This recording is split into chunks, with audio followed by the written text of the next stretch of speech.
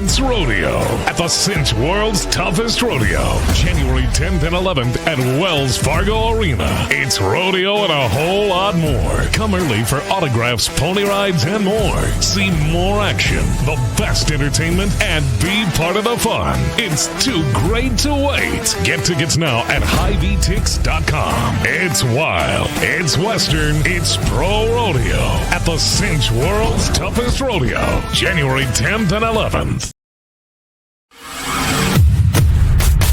Scott Dochterman,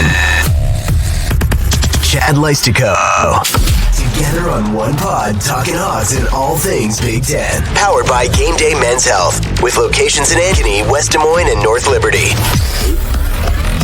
From the Channel Seed Studios, this is Legends and Listeners, exclusively on Iowa Everywhere.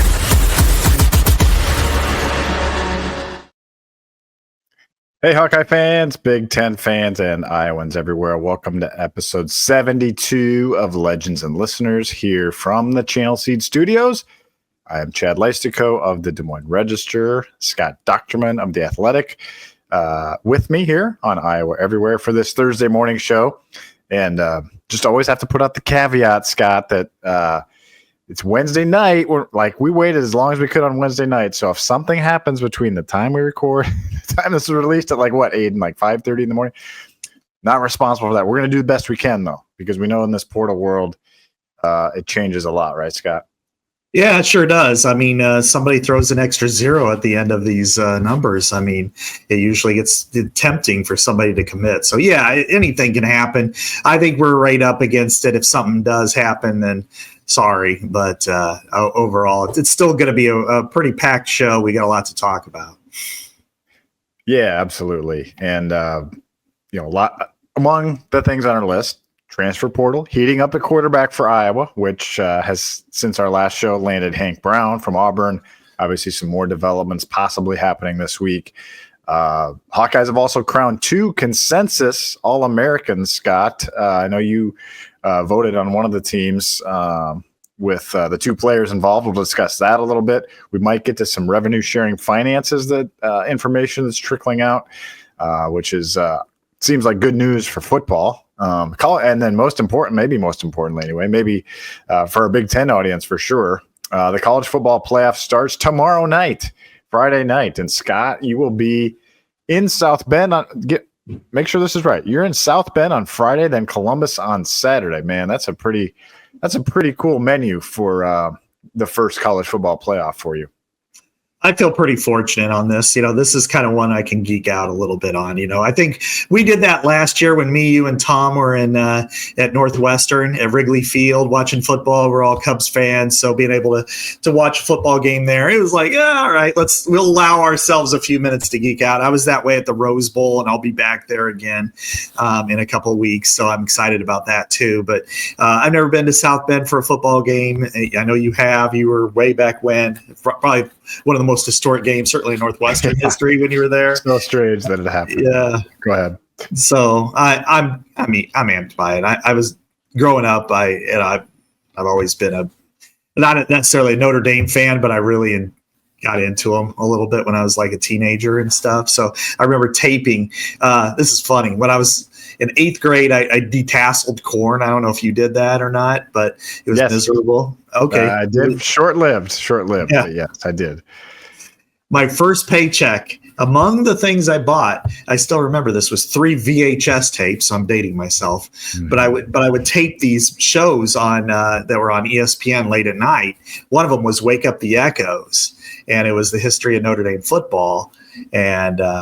And it was weird because it popped in my head this week because I lost that tape a long time ago, but I went to YouTube and I found it and I watched it. And I'm like, I still remember parts of it because of that. So I'm kind of amped and going to Notre Dame and Ohio State and then the Rose Bowl in a couple weeks span. That's a bucket list for a lot of people, including myself. Yeah. So 3 Big Ten teams in action. We'll actually talk about all 3 of those games later in the show because they involve the Big Ten, which we try to cover, and you do a great job covering for The Athletic. But one of those teams playing, Scott, I want to talk about this first, is Penn State hosting SMU. and it will not have its backup quarterback. I feel like regardless of what happens with Iowa and Bo Pribula, it is such a fascinating story that the backup quarterback for a playoff team with a pretty good path, Scott, honestly, like they have everybody says they got the best draw. You can definitely see a path for them getting to the semifinals, which is, mid-January, like what is it, January 9th, something like that. Yeah. And he's not going to take part in that, Bo Pribula. So it would be kind of like if, let's say Cade McNamara had a great season for Iowa, but Brendan Sullivan was coming in at goal line packages here and there. That's kind of what Bo does for Penn State. So it'd be like losing that type of player. Like what if Iowa lost that goal line? It's kind of that kind of impact, right? Except, he looked like a pretty good quarterback against Wisconsin. Anyway, just your thoughts on just sort of the, kind of opting out of that, knowing it's a strange part of the calendar too, that he's obviously has a chance to cash in here and get paid as a starter somewhere else. So very interesting. You could tell from his statement that this was something that he didn't want to do, but you also have to be cognizant of the situation you're in. And if he doesn't hit the portal now, the spots are going to be filled up by the end. And if that team continues to win, it's going to be a struggle for him to try to get to another school, enroll, get in classes, start working with teams while you're concurrently with this one, half in, half out. It doesn't work very well. But, Bo Pribula, he completed 74% of his passes, 5 touchdowns, 1 interception, but he was also, a tremendous runner, ran for 4 touchdowns, 242 yards, but he's got a lot of upside. And if you were to say kind of design your spot over who would be a great quarterback for Tim Lester, it's Bo Pribula. He's, not as strong-armed as Drew Aller, maybe not NFL caliber, but he can do it all. And but I think what this speaks to, Chad, more than the specifics, is there's some major thoughts that need to go on at college football, as there always are. It seems like everything's existential, and this one's another step into that. It's not fair. It's like if you started free agency, the day after the NFL season ended and it wrapped up before championship weekend. I mean, what are you going to do? If you're the backup quarterback and you're Sam Darnold and you got a team going to the playoffs, but you're going to be a free agent. And if you don't get there, you might get stuck not getting paid next year, and that's kind of where you're at. And there have been some thoughts. I'd be interested in knowing yours. I mean, one that's kind of slowly filtered out there is, get rid of spring football. Put spring football into June. Make it more like the NFL's OTA calendar. And then that way, there's nothing to worry about during the course of the spring. Or if people enter the portal, and they leave or something to that effect, then it doesn't matter. There's not as pressure to get to campus and that sort of thing. So that's just one remedy that would probably take a lot of investigation. But I don't know. What are your thoughts, Chad? Yeah, there's definitely you understand all sides of this, honestly. If even James Franklin seemed pretty supportive of what Bo is doing. That said, there are some cases going on where the player enters the portal but is continuing to play. There's a guy for SMU, right, that's doing that. Mm-hmm.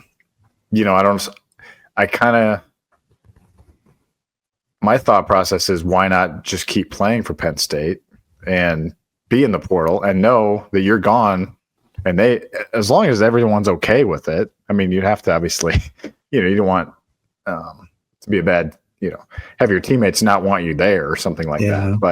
But I feel like, let's just say it was like a Brennan Sullivan type deal where he was like really good, but Cade McNamara was just so good and he's coming back next year, and you understand he wants to leave. I don't know, maybe you could even say like a Bethard Rudock thing. I don't know if you want to make it more realistic. Since McNamara being great is not realistic, but right.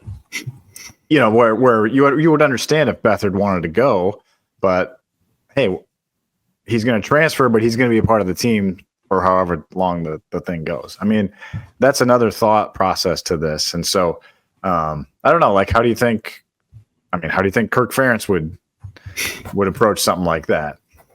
I don't know. I'm just kind of, I don't know. I don't know where I stand on that, but I just think that is another option that Pribula could have taken here. He could have, but again, and this is where the situation is very difficult for him personally. Is that if he stayed, they beat SMU this weekend, then they're going to go play Boise State in the Fiesta Bowl on January 1st. What if they win there? Then you're going all the way into January 9th or 10th. And then, then if they win there, then they're going to January 20th. And by then, schools have made their mind up. There's schools aren't going, it's like, well, we're not sure about this guy. We're going to go get him. But couldn't Iowa be like all in with him already and say, hey, he's going to go to Iowa after the season ends? You know what I mean? Like, for example, or Missouri, Indiana, whatever. Yeah, right. But maybe it doesn't work. He's got to take his visits. I get that. He's got a say in it too. But yeah. I mean, you don't want to do it sight unseen, and right. And it's a dead time, so they can't leave campus to go visit him. And for him to go visit them, I mean, that would look really bad. Obviously, it's like, yeah, I'm practicing, but after practice, I'm going to take this private jet to Mizzou and then Iowa and then come back. I mean, during semester finals or whatever, so you've got all this. Indiana's one of the schools and they're in the playoff, Right. Hey, what do you guys do at Penn State? Yeah. Yeah. I mean, we may not play yet unless it's in the championship, but still, that's why I think, as this situation continues to unfold for people like this, for the coaches that are leaving, for the coaches who are staying, everybody, there's this jam-packed time frame that needs to be broken up. It's constipated. The whole time frame is. And that could be, to me, and I'm giving just a little bit of thought to this, is one, make August 1st your senior signing date. If people want to enroll or sign and enroll early, you can do it. You can commit by August 1st, and it's binding, but you can get out of it. 2, the next one is the first Wednesday in February. Just get rid of this one in the middle. It's just too compact.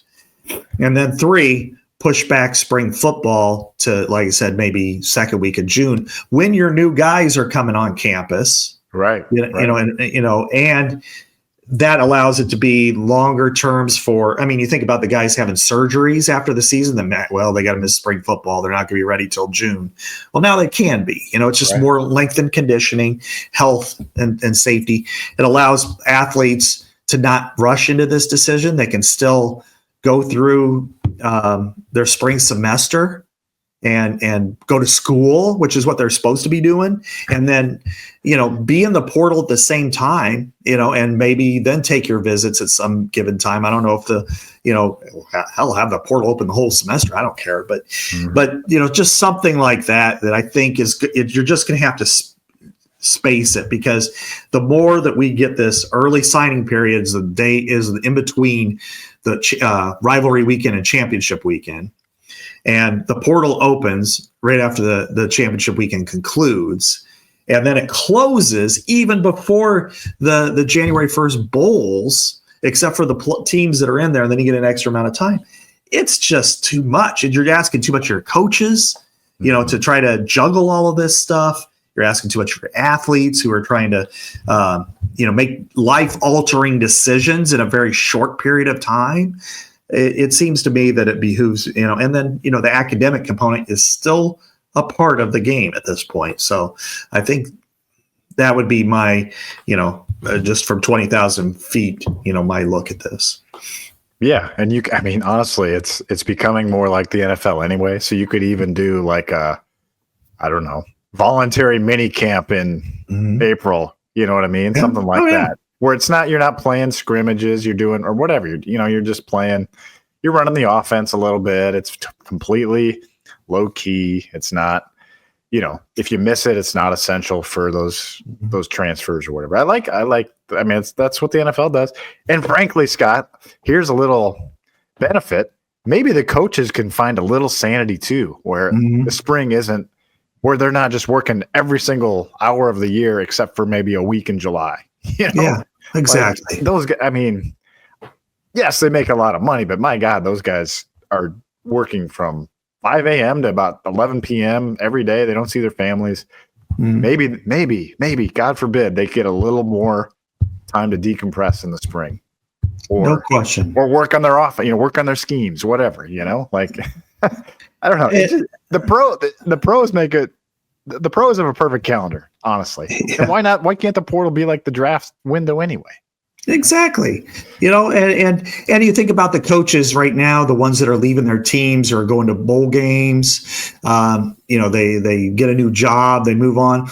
That's something that you could have a little more of a moratorium on, that way, because I always felt bad for coaches that coach for, a MAC team and they win the MAC title and all of a sudden they get a job at a Big Ten school. It's like they leave their team high and dry, and that should be the crowning achievement of your season.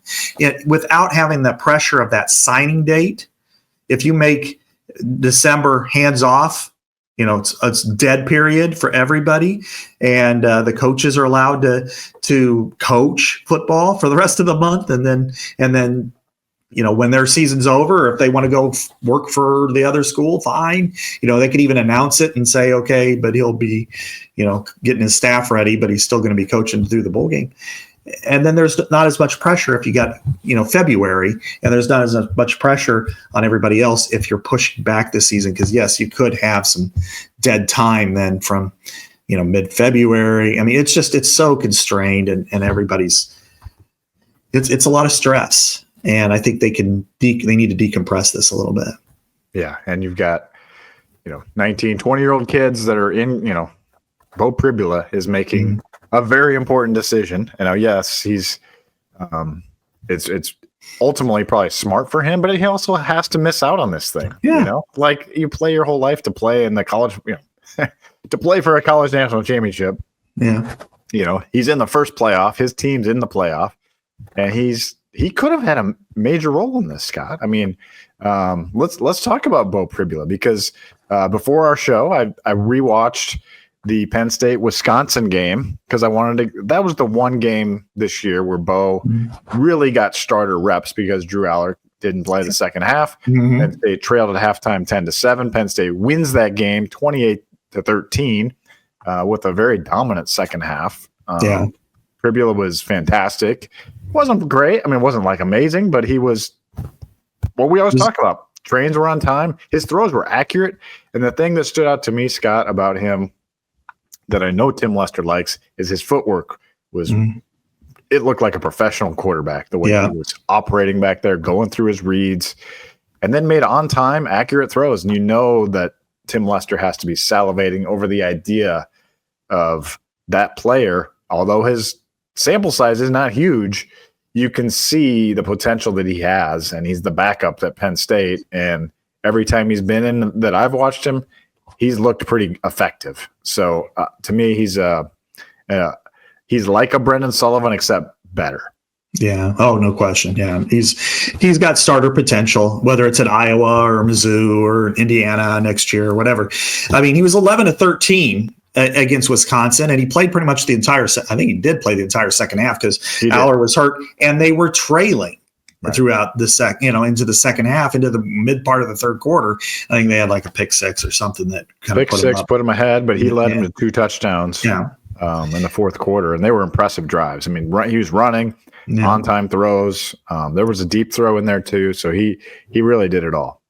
He was 11-13, 98 yards, a touchdown, no interceptions. And then he also rushed 6 times for 28 yards. So he's given you a performance that you can win with and you can excel in. And that's why teams are looking at him. That's why Iowa, even though it got a recruit, commit at that position, which normally we would have led with that, is now just, he's last week's news. Now let's move on to the potential for this week's news. But it means that, one thing I like about this is Iowa's not standing pat. Iowa's not just saying, all right, well, we're good. We got our quarterback in the portal and we'll be fine there. No, they're going with the opportunity to try to be as good as possible. And if other quarterbacks want to transfer out, they do. Let them. At this point, you've got to worry about yourself. And you can, when they build equity, then you could be loyal. Until then, you've got to make sure that you do what's best for your football program. And based on what we've seen, doesn't mean this will be the end all be all in 3 years. As of right now, Bo Pribula is a much better quarterback than Hank Brown is. Now, Hank Brown does have a skill set, and he's got the potential to be there, but his resume isn't as deep. And Bo Pribula's isn't real deep either, but that's somebody that Penn State would have really wanted. And of course, Drew Aller announces he's going to return next year. And so, it's obvious that why he'd want to leave. He's only a year behind. Yeah, Pribula has 2 years left, so that's also attractive, very attractive to potential suitors. So, whereas Brendan Sullivan has 1 year left. Let's say by bringing him on, you may risk losing Brendan Sullivan potentially. But I think you definitely take that trade if you're Iowa. And again, it's a cutthroat deal. They had to kind of let Marco Linez go, and they replaced him with Hank Brown, somebody that they like more with the skill set that fits what Lester wants. It's really, they've kind of upgraded everybody that was previously recruited. You think you even look at Jackson Stratton was an upgrade over Tommy Polsky, Yeah, right. Exactly.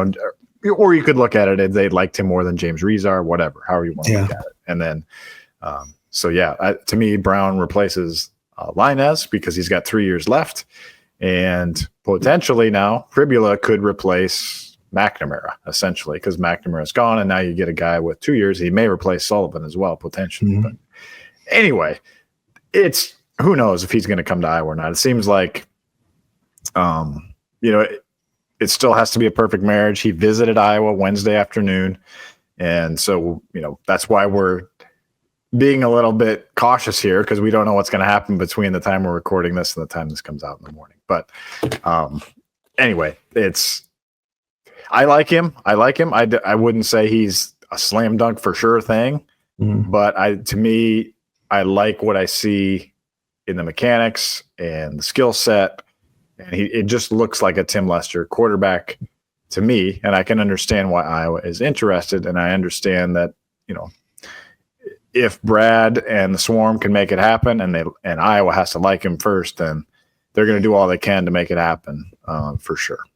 Yeah, because ultimately it's about winning games, and you need a winner at that position. And when you look big picture at what Iowa has to face next year. The schedule includes 3 CFP teams, plus you're on the road at the Big 12 runner-up, and you've got to remember that. And as good as the defense has been, certainly in 22 and 23, it was, elite among the very, very best in the country. This year, one of the better ones in the country, not quite as good, but still pretty good.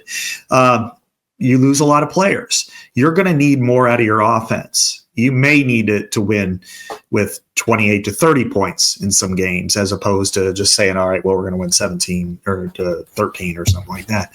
So I think that's why you're going to need something out of quarterback. Now, if defense is great, wonderful. You'll take it. But, at the same time, and there's no problem with it if you actually accidentally have good quarterback play.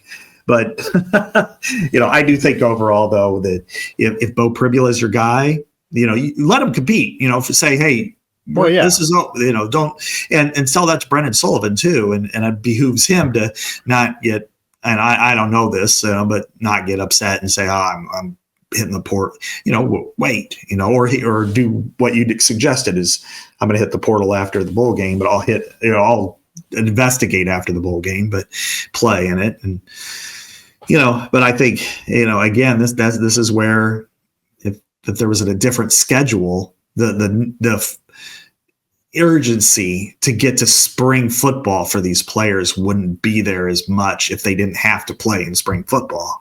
Right. That they could still work out with your program. Then the portal opens April 1st or something like that, or if you don't want the April Fool's Day connotation, April 2nd.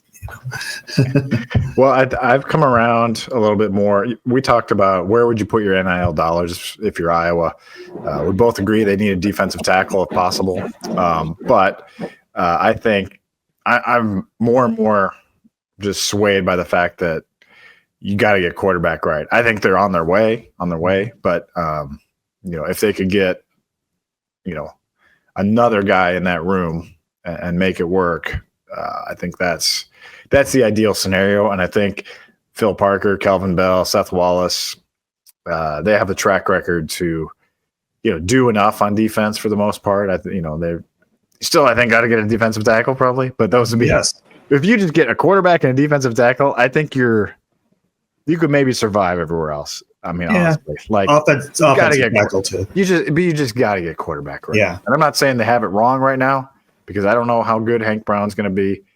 I also want to see Jackson Stratton develop, and I'm not against a Brendan Sullivan 1 year explode. I don't think that's impossible with a year in the system. But if you're going to go with upside, I think Ribula. What's the upside? Yeah, I know. Every time I say that word, I just it might trigger to that exchange, the Padilla exchange. So anyway, what I'm saying is you got to get this portal period, and I think Iowa seems like it must be on board with that because this is where their attention is at. I mean, I know they've offered some receivers, which is great, cornerbacks great, defensive linemen great, but all the focus for me right now is the quarterback position. Yeah, I was there. I had a few brief bump-in conversations with some of the coaches, and when I handed off the Golden Gavel the other day, and all of them were just kind of talking about the portal, and wow, this portal thing is crazy, talking.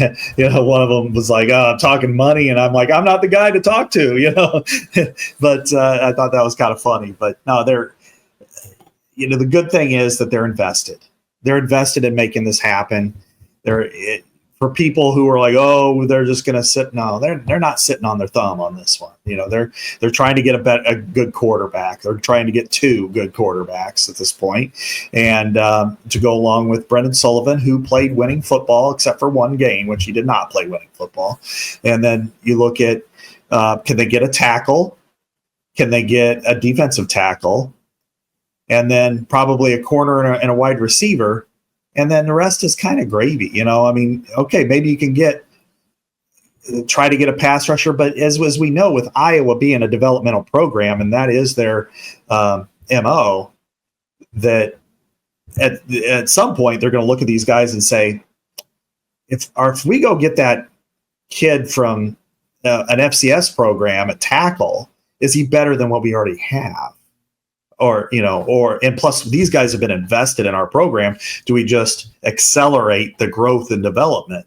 Same thing on the defensive line. I mean, I look at now that Ethan Herkett is returning and you have Max Llewellyn. I think he's a starter. I think he played like a starter late in the year. And once he takes that step forward, I think he could be an elite player. Aaron Graves, I think he can take that step forward. Then you're looking at tackle going, does Jeremiah Pittman fit that profile, or is he more of a rotational guy? Which is what they would do is bring somebody in and say, you guys compete, and you probably will end up playing the same types of snaps anyway. And then do you have the backfill? Will Brian Allen be healthy enough to be your fourth or your third or fourth defensive end? Does somebody else come and take that step forward? One of the freshmen from this year, a guy like Kenny Merriweather, and then same thing in the interior. Do you have a guy that can fill that, or do you need to go get a second guy there? Will Hubert, somebody else, that's maybe a walk-on. Do they fill in that? So, but quarterback to me is, I always kind of joke. I said it's like 1, 2, and 3. Well, it is really 1, 2 on the list. Yeah, I agree. Well, there is no need for a transfer portal with Gameday Men's Health. Gameday Men's Health, you commit and you're in. You're in, baby. It's a super reliable place you always want to return to. You're not getting swayed to another outfit. And that's, I mean, and I go back and back and back, and that's coming from a guy that doesn't like needles at all. So Game Day Men's Health can help you with obviously testosterone replacement there. We will talk about that every week. This week I had my blood work, and I told, that I went through all the checklists and was like, yeah, like I really do like feel like I'm in my 20s again. I know that sounds cliche, and so we'll see what my levels are at. I'm open to even more. I'm saying, I'll give me as much as you can because I have like no side effects. So it helps your mood, it helps your energy, your sex drive, your athleticism all at once with one simple weekly injection. It's very quick, easy. Game Day Men's Health, the people there are great. They also help with weight loss. So consultations are free, easy, simple, complete privacy, no obligation. Just check them out. And, a friend of mine approached me the other day about it. And he's like, do you really mean what you say on there? And I was like, yeah, I really do. I do. Mm-hmm. So if you're in, let's say you're in Cedar Rapids, even drive on down to the North Liberty office. So that's 15 minutes, maybe 20, I drive that far to get to West Des Moines from where I live anyway. It's nothing, it's worth it. So check them out. They have offices in North Liberty, Ankeny, and West Des Moines. GameDayMen'sHealth.com. You mentioned, Scott, the Golden Gavel. Let's say a few words about Nick Jackson, this year's winner. Man, I did a 3,300 word story on Nick, and holy moly, that was really interesting. What an interesting story he has. He's going to play in his 73rd career game in the Music City Bowl, Scott. 60th career start. He's the all-time Power Conference leader in tackles, second all-time in FBS to a guy from Troy.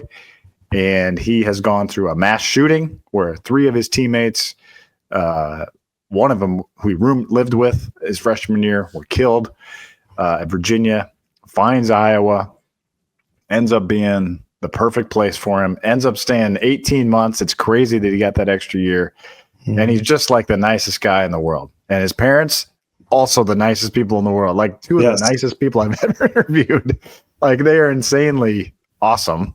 And they're divorced, and they're like the most congenial divorced couple ever, according to everybody who interacts with them. So it's a fascinating story. I hope you guys get a chance to read it at hawkcenter.com. But he was a worthy winner, Scott, of the Golden Gavel among a lot of potential contestants this year. And I had a tough time with my vote, and I love Nick. Yeah, it was by far the most difficult one for all of us. I mean, there were a lot of worthy contenders, all the way through the process, and then all the way to the end of the process. It was separated by 1 vote, which is not to say anything negative of Nick. It just shows you the depth of the quality and character that are on this football program and in this football team. And I think that's a testament to them. And he's the 4th winner. First we had Kayvon, who was very loquacious and entertaining, and then you had Spencer, who I've never been around anybody who's taken more bullets than him in his career, and handled it so well. He's actually, I guess he's back in Iowa City. So I think he's rehabbing again. He's going through another operation. So it was his elbow and stuff. And then 3rd, last year was Jay, and there's never been anybody like Jay. And and I just said he graduated from being Gavin, so he couldn't be on the Golden Gavel again, because he probably get it again. Yeah, he would have won it again. Yeah. I mean, that's no offense to anybody else, but Jay Higgins is the all-time. If they ever rename the Golden Gavel, like after we're dead, maybe it'll be the Slater Higgins Golden Gavel. There you go. Actually, no. It'll just say hawk. But for those that don't know, the Golden Gavel is an award that I would say Scott spearheaded 4 years ago. And it's kind of akin to some media people in the NFL do their good guy awards, the guy that's the best in the locker room to deal with, all that stuff. And so kudos to you for getting this started. I mean, I know, did Morehouse kind of want to do this? I can't remember and you were the leader. I'm just saying, you were the leader on this. You're the one that gets the gavel engraved. You present it, so you run the votes. So yeah, it's a cool honor, and I would just say that the Iowa football players this year were I can't remember a better group that I've dealt with, just collectively. Just so many good, awesome guys. I mean, I can't even hardly think of one that was. I mean, there's some that aren't good quotes, but like they're all nice guys. I mean, like Mason Richmond, one of my all-time favorites. Logan Jones, I'm glad he's coming back. He's got a chance to win it next year. He's the favorite for next year. He's like minus 200 to win it next year. Right. And then so many others. I mean, Jamari Harris was great. Jennings Dunker, I mean, he'll be back next year. He's great. I mean, there's just so many good ones. And I could just go on and on. Luke Lachey was fantastic, Yeah. He never really said anything, but he's like the nicest guy in the world. Yeah. Yeah. I thought, and maybe my memory is zapping me a little bit, but the two nicest people I think that I've ever dealt with at Iowa are Luke Lachey and Megan Gustafson. Yeah. You said that once before, and I think that's exactly right. Yeah. It's like, they're just so nice, but it's always kind of funny when you give that award because the player always feels like awkward coming up, Yeah, I can understand that. And then it's all of a sudden because all the teammates will shout speech, and they're like, I don't go Hawks is what Nick said, and that was it. Yeah, and Kirk's like, how'd you win this award? You don't have anything to say, So I thought that was pretty funny. Yeah, Caleb Johnson was great. He was almost at the podium every week after games, and he was outstanding too. And he went from not good at all with the media as a freshman to not in a bad way, but just not. I mean, just very short answers and nothing of insight. To a guy that really gave you good. Talks about Le'Veon, but I mean, there was just a ton of guys this year. Is all I'm saying. So go ahead. Oh, go ahead. I mean, YA Black was great. Yeah.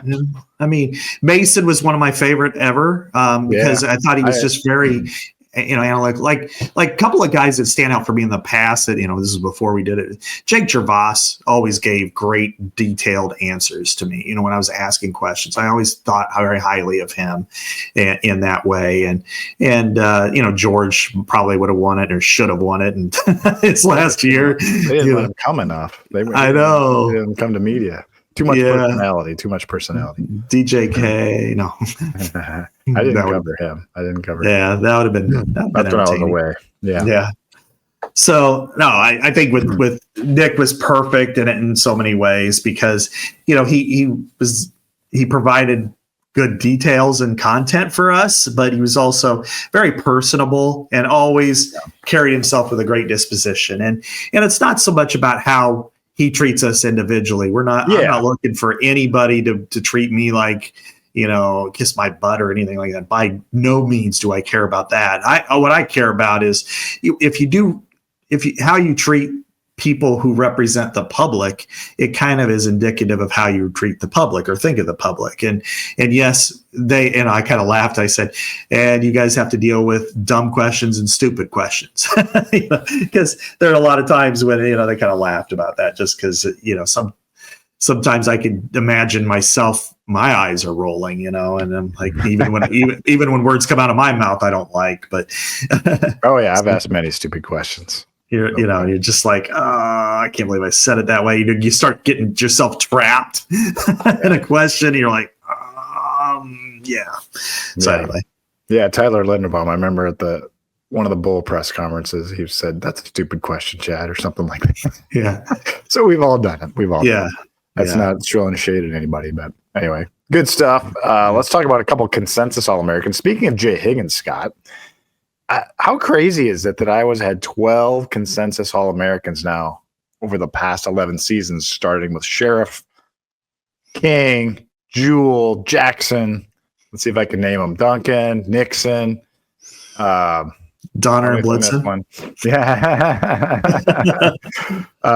God, who was 21? Linderbaum. I just said him. Yeah. Then Campbell, DeJean, Taylor, Higgins, Caleb Johnson. Did I miss anybody? God, I hope I didn't miss anybody.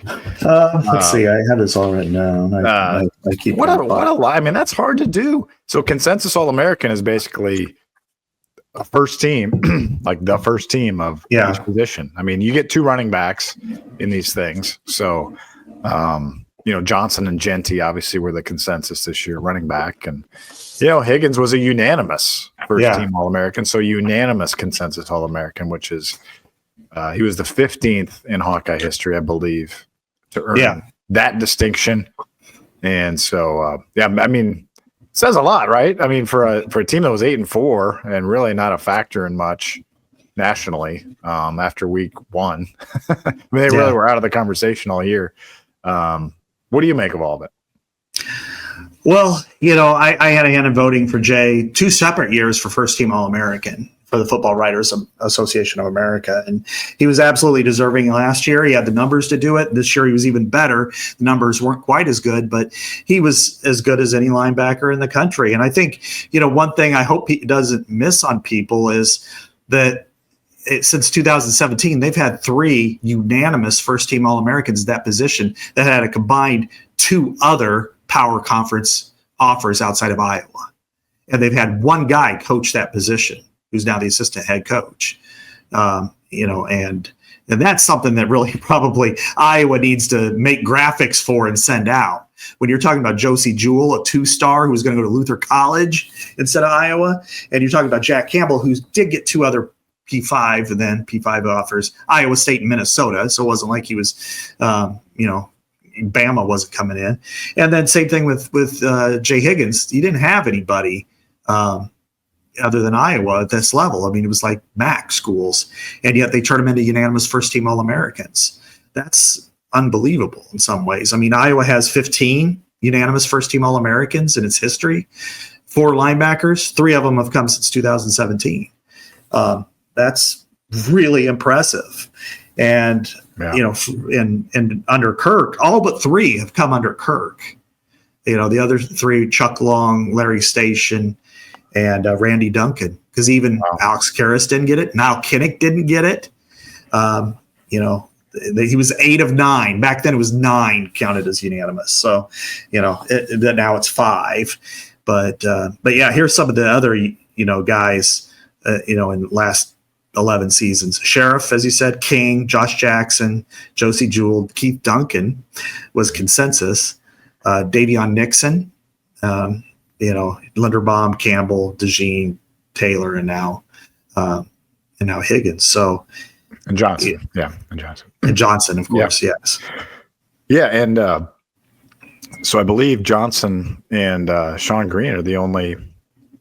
So do you count Niall Kinnick as a running back? I mean, kind of have to, I guess, but he kind of did everything. So, he was Travis Hunter.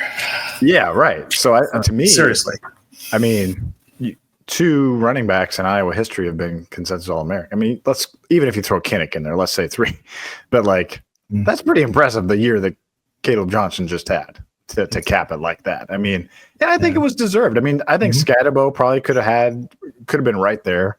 Maybe the guy from Tennessee, guy from North Carolina, but I mean, I'm glad he got it because what he meant to this Iowa team was incredible. I mean, just look at the Nebraska game, look at the Minnesota game.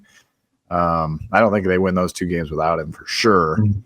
Probably don't win a few others, but definitely not those 2. Yeah. But you're looking at a guy whose passing game was 131st in the country. It was ahead of the service academies, and that was it. So you had to do something, and they did, and he did. And, to have 22 rushes of 20 plus yards, that's big time. And then for his resume defining play was what happened against Nebraska. I mean, he put forth every single element you'd want in an NFL tape into one play. Caught a pass, caught it behind him, turned upfield, blasted into people, blasted off people, made a juke, and then sprinted past the entire defense, and nobody could catch him. So it's like, there you go. He's running all the way to the first round. Yeah. So right. Do you think he'll be a first rounder? You think he'll be a first? He'll be borderline.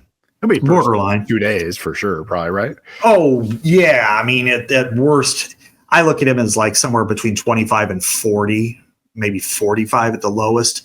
He's just. It's going to come down to who needs what at that position and who feels like, oh my gosh, they're going to go up. Somebody's going to get them, so I better go up and get them.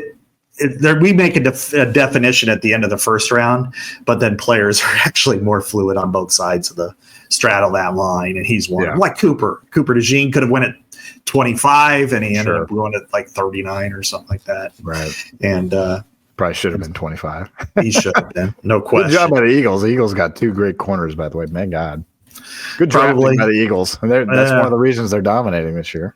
Yeah, exactly. Last year they were great until the last month and a half, and then they were terrible because their secondary sucked. Exactly. They went out and got 2 guys that play really well, and now because the Lions keep getting hurt, they probably are the favorite in this NFC. Yeah, they got Vic Fangio too. I would say that, wouldn't you say, Scott, that Caleb Johnson warrants first team All-American? Speaking of, I'm giving the lead in. My hair is thinning here, so I guess it must mean the air has gone out of my hair. But Chad, I now have Sirius XM in my car, and that leads me to both Ozzy's Boneyard and Hair Nation. And there's nothing more I like on Hair Nation than a good old-fashioned Warrant song from the 80s. And Warrant is going to the Hoy Sherman Place on Friday, April 11th. You want to win your way into the show? I know I would. That's Uncle Tom's Cabin. That's Heaven Isn't Too Far Away. And go to iowaeverywhere.com and hit the contest tab. Or you can go to iowaeverywhere.com/contest/warrant for a free entry and a chance to win a pair of tickets. We'll announce 3 winners right here on Legends and Listeners on January 8th. So get a slice of cherry pie and enter. There you go. Yeah, Hoyt Sherman Place, if you've never been, is a really cool place to see a show.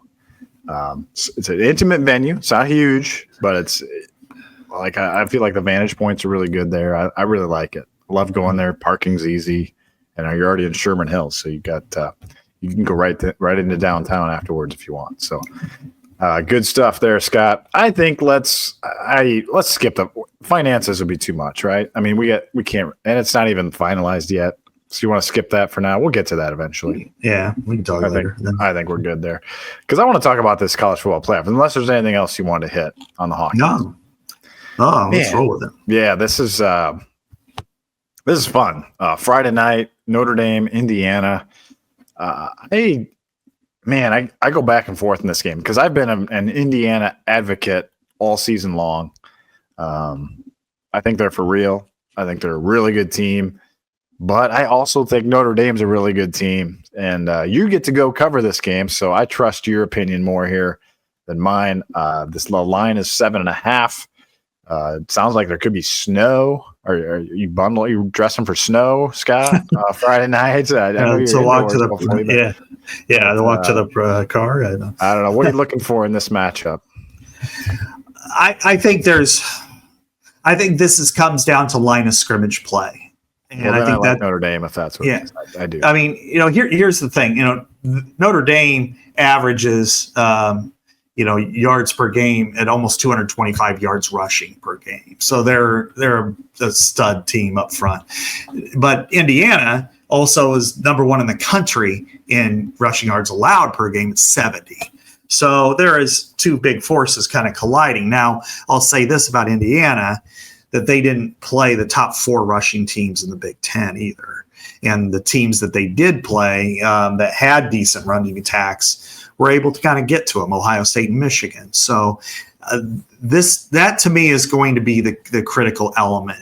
If Indiana, even if it gives a little but doesn't break, they're going to be okay. Their secondary is better than Notre Dame's receivers, and Notre Dame has a much more explosive offense. Indiana has a much more explosive offense, but running the football and the playmaking ability of Riley Leonard for Notre Dame is kind of a dual threat, and he certainly is. He's a big dual threat. He's a lot like, I would say a poor man's Josh Allen. That's probably a good way to describe him. And I think this is I think it's a great matchup. And it's just going to be, can Indiana compete up front for 4 quarters? And if they can, they win. But I've got Notre Dame winning this one kind of close, by inside the 7.5. Okay. I think what could happen is Notre Dame's secondary, they've had 5 pick sixes.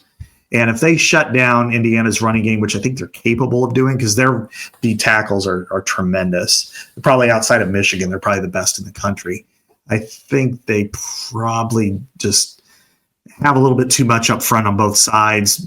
Indiana might start pressing. They got a great passing attack, but Notre Dame's got some really good DBs. Xavier Watts is as good as there is in the country. So I think this is I would lean towards Notre Dame, but only by 3 or 4 points. Yeah, it'll be interesting. I mean, the forecast I'm looking at says flurries, so maybe it won't be too impactful, but we'll see. But yeah, I mean, Curtis Rourke, so good. I mean, 27 touchdowns, 4 picks, 70.4% passing, 257 yards per game. I mean, that's a good offense. They got some good players, and most of those guys are old players, so they're veterans. They're from James Madison, basically. Yeah. Oh yeah, yeah. So I'm kind of pulling for Indiana, honestly. Nothing against Notre Dame, but my buddy Tyler for the Register, he's a Hoosier, so sort of grew up in Chapel Hill, but went to Indiana. So anyway. I think that'll be fun for the Big Ten. I mean, it's kind of a big first round for the Big Ten, isn't it, Scott? I mean, I think there's some conference pride here. And plus the 3 teams playing are all original, Big Ten. I mean, I consider Penn State now. I mean, they're the 11th out of 18, so they're kind of original. I mean, they're kind of Big Ten teams, that traditional Big Ten teams. It's not like Maryland's in it, not like Oregon. I mean, Oregon's later, but UCLA. So you're kind of rooting for the old Big Ten here. Yeah, I mean, Iowa and Indiana were the very first expansion teams in football history, in college sports history. Oh, see, there you go. Here's an interesting anecdote. In 1899, December 1st, 1899, Iowa, Indiana, and Notre Dame applied to join the Big Ten.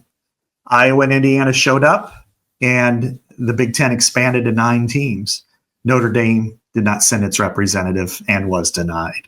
So, so it goes all the way back to 1899. Or it could have been, yeah. Yeah, you could have had them there. But I think overall, though, it's IU and Ohio State are kind of legacy teams. Penn State, I guess we can classify them now.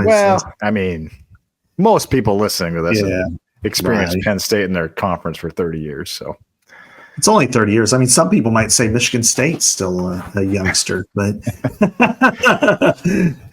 only since 1953. They jumped in when Chicago dropped out. So okay, guys, you got good history here, Scott. So surprisingly, Ohio State is not playing an 11 o'clock game this week. That would be Penn State hosting SMU. Snow expected there as well. 8.5 point favorite for the Nittany Lions. I don't know. This is the one of the 3 I feel like, I don't know, could be. I think Penn State could be an upset alert here. I don't know. Really? I think so. I mean, I like SMU. And, I don't know. Maybe I'm wrong. I just think it's going to be a good game. I think people are just assuming Penn State. I guess my point is, I think people are assuming Penn State's just going to waltz into the semis and beat SMU and beat Boise. They're just going to show up in the semis against Georgia or whatever, Notre Dame. Yeah. And I don't know. I just don't think it's going to be that easy. I think it's going to be a tough game. It could be. I guess I look. I don't know. There's part of me that just thinks that SMU is going to go up and freeze to death up there. But and I know that's not going to be the case because me and Seth Emerson had a back and forth column today about North versus South when it comes to the weather, and he didn't like it because I was just kind of making fun of him the whole time. But because like Tennessee played Georgia in the middle of November, and Laura Rutledge was on the sidelines, and she said, all the receivers are getting really cold because the heated benches won't work, and they went over to the running back side. It was 55 degrees. Man. And I'm like, are you kidding me? Tennessee's going to go to Columbus to play, so I think the same thing with them. But, here's a couple of numbers that stand out to me. I kind of went through this whole thing. I mean, they've given up through the air, SMU 216 yards per game. Now, I would say Penn State's weakness is probably its wide receivers. Its strength is its tight ends, its running backs. It runs the ball, but it's the number one run offense in the Big Ten. Total offense, they actually average more on offense than SMU does. People don't think that. I mean, 450 yards a game. But I think the number that's going to be the winner or the competitive number is SMU has 40 sacks this year. Penn State's given up only 12. Mm-hmm. So how that, if Penn State can prevent some sacks, they'll move the ball. And if they move the ball, their defense is legit, as we know. So. Yeah, I'm scarred by seeing them just give up so much to Oregon, but I know Oregon's. But they scored a lot too. Yeah, they did. Yeah. I was more impressed with them in a loss than I had been in any other wins this year, because that's fair. When it was 28-10 in the middle of the second quarter, I'm like, oh, this game's toast. Oregon's going to boat race them. And then they came back and they were within one score, and they kept coming. And I was impressed by that. And SMU is giving up 24. SMU. They've given up 24 touchdown passes. So, I don't know. I'm kind of grasping at things here a little bit, but I think that I like Penn State at home in the cold weather. I think that they'll be able to shut down the run game. I think they'll be able to do what they want. And this is, if there was a game that I think has the potential to be a blowout, it would be more this one. Okay. All right. But I will stand corrected if next time SMU pulls the upset. Yeah, I would be tempted to take the points on SMU. So these games are on TNT. Is that right? Yeah. Okay. This game is TNT, and Clemson, Texas at 3:00. TNT. I've never tuned into a college football game on TNT in my life. They subleased it. Okay. And then this is what happened when they expanded the playoff. I mean, this was a little bit more expensive that ESPN wanted to pay, so they're actually running it. But then TNT is bought the rights from them, and part of it was because the NFL has to decide to walk in the room. We're the NFL. We're going to have games, and then they have Ravens, Steelers, and Chiefs, Texans, because we can't afford to put Bengals, Cardinals out there. We got to, so they take attention away from their feeder system, having a playoff, and it's just crap. That's I get it, but the NFL needs to get over itself. I mean, it thinks it's sometimes. I mean, I love it. Don't get me wrong, but it's also just between that and the moving the Thursday night game this week at a month's notice, and all these people are like, I had tickets to this game in LA, and now it got moved from Sunday to during the holiday season. How am I supposed to get there? Mm-hmm. So anyway, that's neither here nor there. But it's still. But that's why TNT has it, that they sold the rights to it. TNT actually is picking up Big 12 football next year and basketball. Okay. All right. But I'm not wrong, though. I don't think I've ever seen a game on TNT before in college. Yeah. You might have when you were in like 86 when you were watching like Iowa play Minnesota in the Dome, and it was on WTBS. Back then, yeah, right, yeah. That they had the rights. I don't know through it was on Raycom. Yeah, Raycom or something like that. Yeah. Welcome to Raycom Plus. I'm Larry Morgan. Last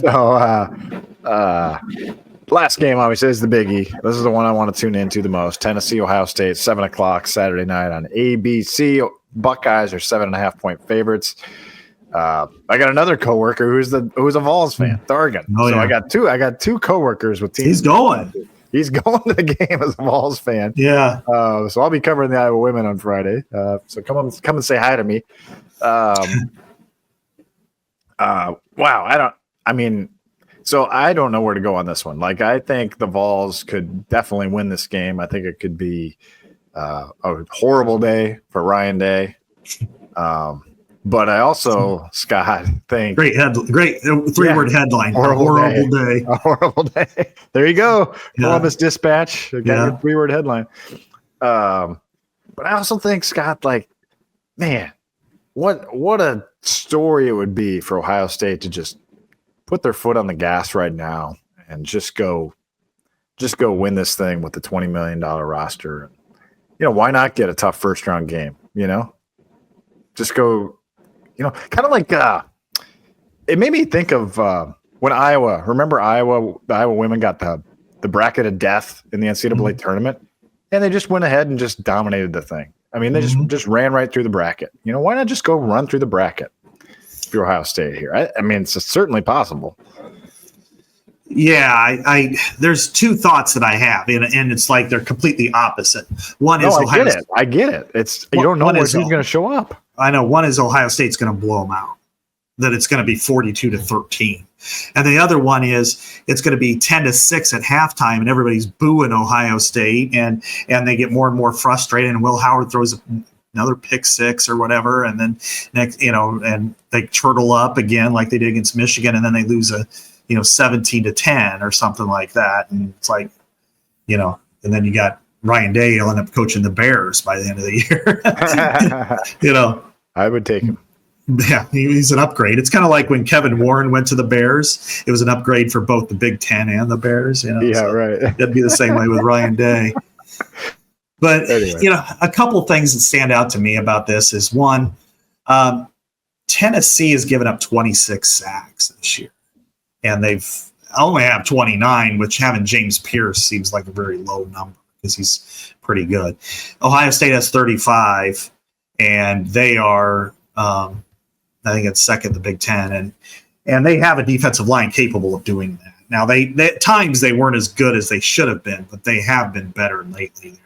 I would expect them to get after Nico Iamaleava. A couple of other things. I mean, Tennessee has a great running back.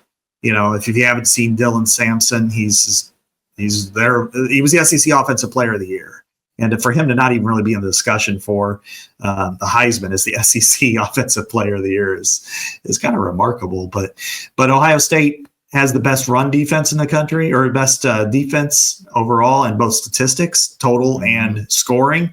They allow less than 11 points a game.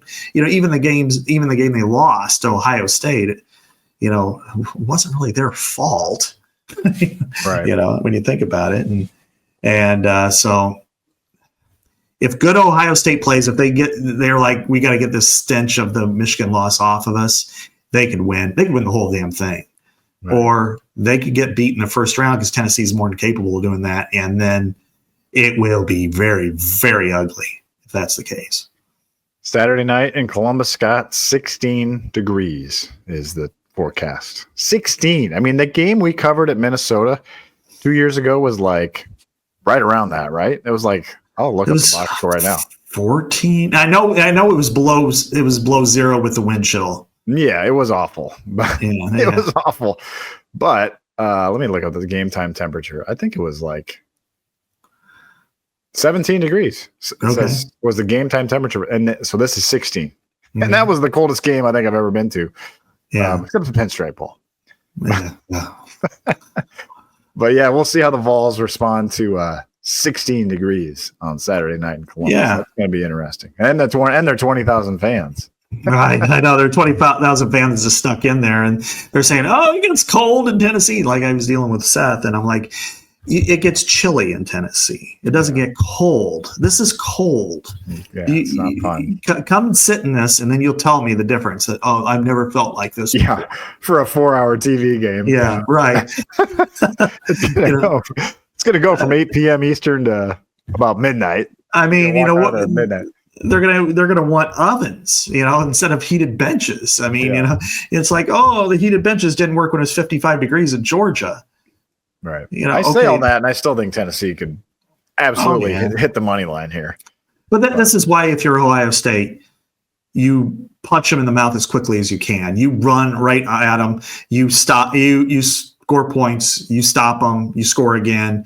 Put them into the point where it's just misery. It's like, this place sucks. It's cold. They're better than we are. And that's when it goes downhill the other direction. And it's kind of like a game I watched on Saturday, Chad, was Incarnate Word in South Dakota State. Incarnate Word flew in a day early so they could get acclimated to the weather. Well, it was 66 when they left Texas. And then for kickoff, it was 17. And the wind chill was like like 7 degrees. And you got, they can't one day is not going to acclimate you to any of that. And you got Mark Gronowski, the other quarterback who had been better than anybody Iowa's had for a while. For South Dakota State, he's in short sleeves and just rubbed himself up with put Vaseline on his arms, and he was ready to go. So that's just, I just don't know that if it's, unless they have success early, I think Tennessee's going to struggle in that because the receivers are not going to handle it very well because they couldn't handle the non-heated benches very well when it was 40 degrees warmer. All right, so you got Ohio State. It's a 7.5 point spread. So all these are right around the same. So you got Ohio State covering, Penn State covering, and Indiana covering. You're going all Big Ten here, right? Yeah, I mean, I think Notre Dame wins, but I'll take the points on Indiana. Yeah. Okay, all right, and then. I'll take SMU in the points. I'll take Tennessee in the points, and I'll take Notre Dame in the minus the points. That's what I'm thinking. Really? So we're opposite, I think. Okay. But I don't feel strong. I think it's gonna be fun. It's gonna be a fun game. Can't wait. And Clemson, Texas, who knows? I don't really. Yeah. I think Oregon plays in the Rose Bowl against the Ohio State Tennessee winner. Is that right? Yes, that is correct. That'll be fun. Oregon, Ohio State in the Rose Bowl. That'd be fun. I know. That's like an old school Rose Bowl. Pac-12, Big Ten. That won't be 16 degrees. That won't be 16. No, that'll be 60 degrees, and it'll be beautiful. And the sun will sun. Hopefully, I don't see the team give up 35 points in the first half again like they did last time. All right, we'll have a lot to talk about next week. We'll figure out next week's show. For Scott Dochterman, this is Chad Leistikow, legends and listeners with you every week here from the Channel Seed Studios and only on Iowa.